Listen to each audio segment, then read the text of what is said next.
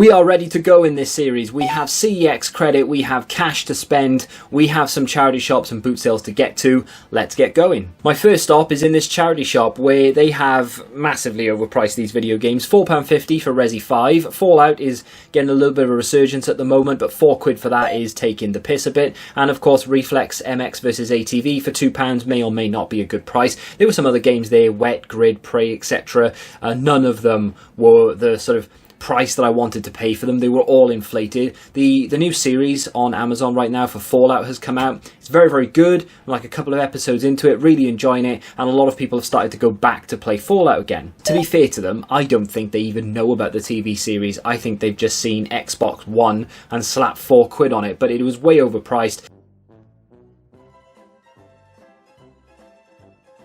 However, I do end up finding something in a charity shop today, but you'll have to stay tuned for later in the video when I do stumble on it. Now though, we're off to the boot sales. I never ask for subscriptions in these videos, but why not today? If you're yet to subscribe to the channel and you're enjoying the content, drop a sub, buttons down below. And while you're there, why not click that like button as well? And I find a fair few things at this boot sale, and I also have a bit of a nightmare. The first thing I stumble upon is a tub of video games. Not really looking for PlayStation 3 games at the moment. I do spot another Fallout 3. This is an add-on pack though for the DLC, and as the Game of the Year edition is quite cheap anyway, I don't really see the point or see the value in those, so I left them. Steelbook there, again, no value in that for me, and I moved on my merry way. These were probably worth a little bit of a look up, and I didn't. £5 for the majority of them anyway, sealed Xbox One games. I am looking for that to complete the sort of package with a guide, that Star Wars game.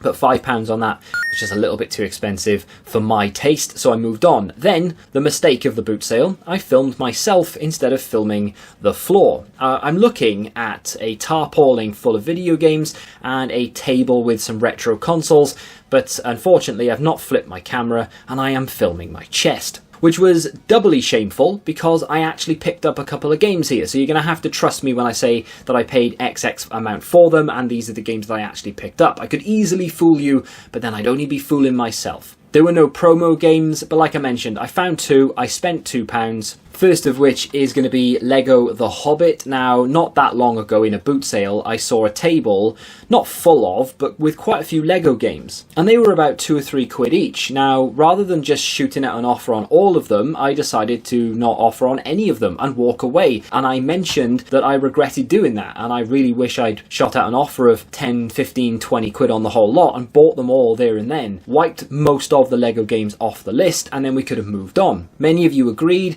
and said that you probably would have bought them all as well. At the time I was thinking, well, I'm not really that bothered about collecting them at that price anyway. If I can get them for free or really cheap, then yeah, maybe I would do. And I didn't really know the value of Lego games on 360. I knew they had a little bit of value to them. I didn't realise some actually traded in for as much as they do. So yeah, that was a regret.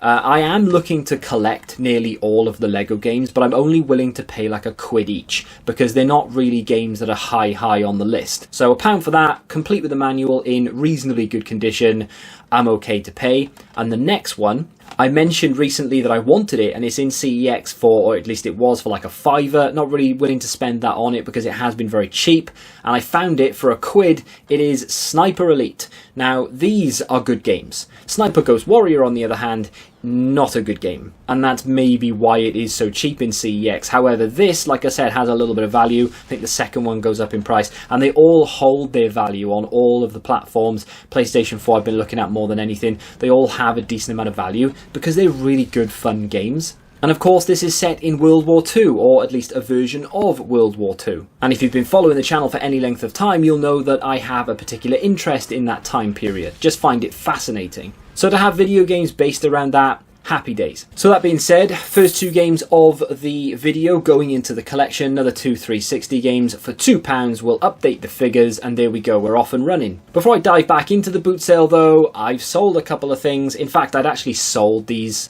Did I sell both of them or maybe one of them just after the last video went out, but it was a little bit too late for me to add it into the video, and it's another two guides. I'm saying two because I can't remember whether I added the one in the video or not. So the first one is going to be the Batman guide, right? So this is like the ultimate visual guidebook This sold for £12.95 and I got the postage for it as well. It sold with 100% off selling fees, so there's nothing to take off, although that is a lie because I think I promoted it by 6%, so I'll adjust the figures and update them now. But not only that, I actually sold another guide. This was the Metal Gear Solid guide. This thing was very, very heavy, cost an absolute fortune to post, although it didn't cost a fortune to post for me personally because all I had to do was send it to Leeds, and then eBay were the ones that had to send it overseas, because yes, this and the Batman guide both sold to people in other countries through the eBay global shipping program. And that's a side note for things like going into CEX and trying to make money,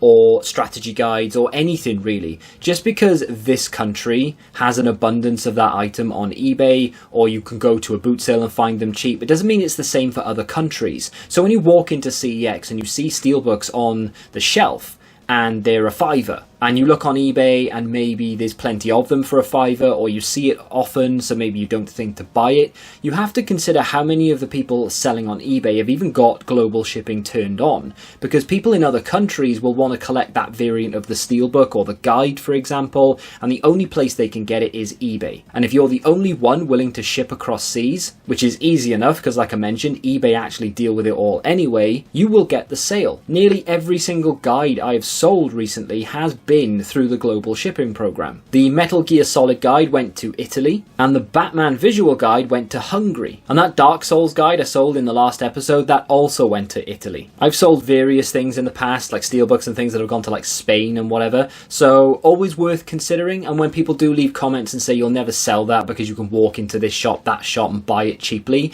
doesn't mean people in other countries can. So that's another few quid to throw on to the pile. Updated figures on screen for you, and of course I've already taken the £2 that we spent here today, but we're not done because we have to add a few more things to, I would say, the collection, but I really don't know what to do with a couple of these pickups. The very first item I stumbled upon in this boot sale was this controller right here. This is a PlayStation 3 controller for £2 in a clear plastic bag. Now this is a regular seller that I always buy stuff off. In fact, I'm very disappointed if I turn up and I don't buy something from this seller. In fact, there is, or are, a few things on the table that I end up buying that have nothing to do with this series whatsoever. But with regards to that PlayStation controller, £2 it said on the bag. I double checked just to make sure that it was. She said yes. Now I didn't take it out of the bag. I didn't really do much other than press a couple of buttons just to see that the thing was intact. When I got it home, unfortunately, it was a little bit broken. The left bumper didn't work. This didn't work. That didn't work. So, some open heart surgery, and this thing is now as good as new. It works absolutely fine, fully functional. This button now clicks in, no problem. Same here. Triggers are responsive. All the buttons work. The triangle button is a little bit on the stiff side, but it does work. I've been playing a couple of games with it. And of course I cleaned it up because it was in a bit of a grubby state. Now these are not worth as much as they used to be. You used to be able to get a really, really good price for these. And it is a DualShock 3 6-axis. It's not just the bog standard 6-axis. So it does have just a little bit more value to it. And I'm not really sure what to do with it. And it's further complicated by my next pickup. So I spy a random rogue PlayStation 3 on a table. I ask the guy how much he wants for it, and he says a £5. Now I don't have the audio for it, but you will see me hand him a £5 in just a second. I'm actually trying to find him because there's people everywhere. There he is, the Don himself. So I hand him a £5 and I walk away. Now I don't have a power cable and I don't have a HDMI. I have those myself, not a problem. So I connect my newly acquired PlayStation 3 controller with the wire that I picked up when I picked up this console, because that's the only wire he had with it. I put in one of the games that I already have, turned it on, and to my surprise, both the controller and the PlayStation worked. With apps, okay, there's me showing the button didn't work at the time, but since the open heart surgery, it's all fine. But everything works.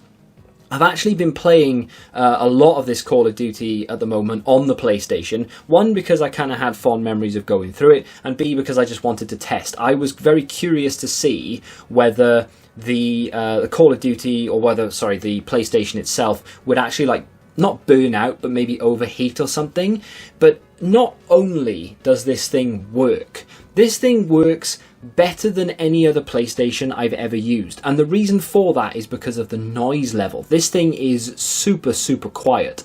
I'm not really sure why it's as quiet as it is. It's never been opened. I can see all the stickers and everything in the right place. But most of the PS3 consoles that I've picked up in boot sales or just in general, they sound like they're about to take off. This thing is super quiet. When playing a game, yes, okay, when it loads up, you can hear the fan spinning, the disc is going as well, and it does get a little bit on the noisy side. But that's just how it goes. But then it just quiets down and the game is playing fine. The thing doesn't run hot at all and it's just fantastic. So big fan of it. 150 gig, was preloaded with some pretty interesting things. Loads of films on there, about 25 episodes of In-Betweeners, loads of games that you can actually click on and play. Some of them you have to sign into the network, which obviously I can't because I don't have this guy's PSN, but some of the games I could actually just load up and play. And of course I also have a controller to go with it now, so it's cost me £7 to get a PlayStation 350 gig in perfect working order. I think that's the third PS3 that I found in a boot sale, and I've been very lucky to say that all three of them have been working. Don't know what to do with it. Do I keep it? Do I sell it? What do I do? I really have no idea.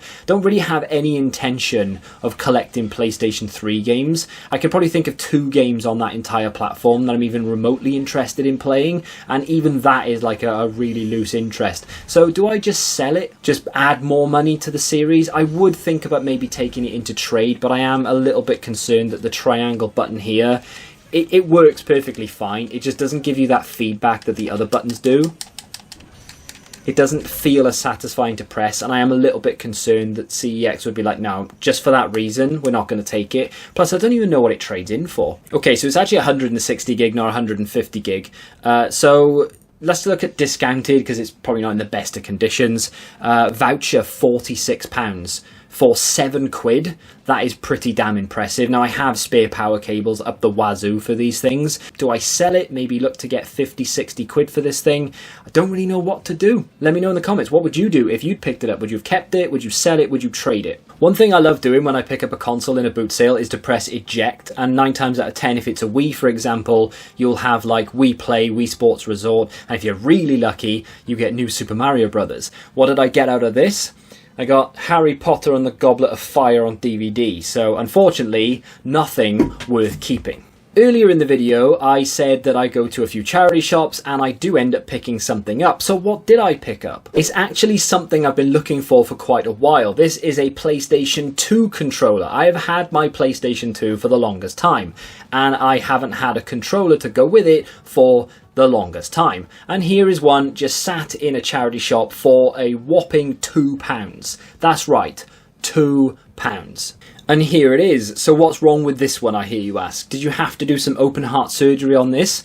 No, this is absolutely fully functional, no problems whatsoever.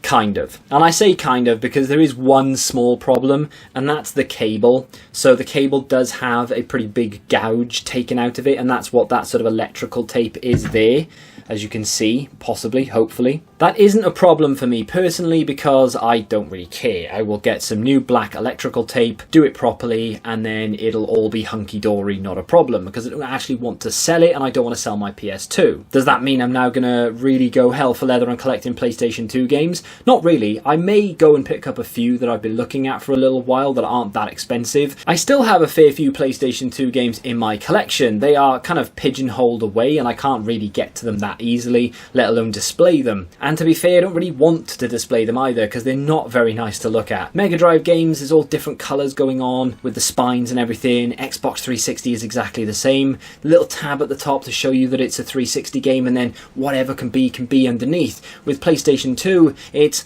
black, white text, and that's it for nearly every single game. It's not nice to look at, and I'm not a big fan of it. So if I haven't done it already, we're taking £7 off for the PlayStation 3 that I picked up, and we're going to take an additional £2 for this controller. So for £9, I've picked up a PlayStation 3 console with a controller and a PS2 controller, and with a little bit of tinkering, a little bit of fixing, some open heart surgery, everything is working as it should do. £9 well spent, if you ask me. I'd love to tell you that I've been to several boot sales since this, because this was actually a couple of weeks ago, but unfortunately the weather has been terrible. Story of my life the last 18 months or so. It's been really bad. When can we see the sun? With that being said, it's been a very long time since I've been in my local CEX, so I think that's on the agenda. And of course I will have a decision to make about that PlayStation 3, don't really know what to do with it. But we shall see what I decide to do with that next week. Until then, feel free to check out my most recent video where I embark on a new journey. You can click that here, and until the next time, goodbye.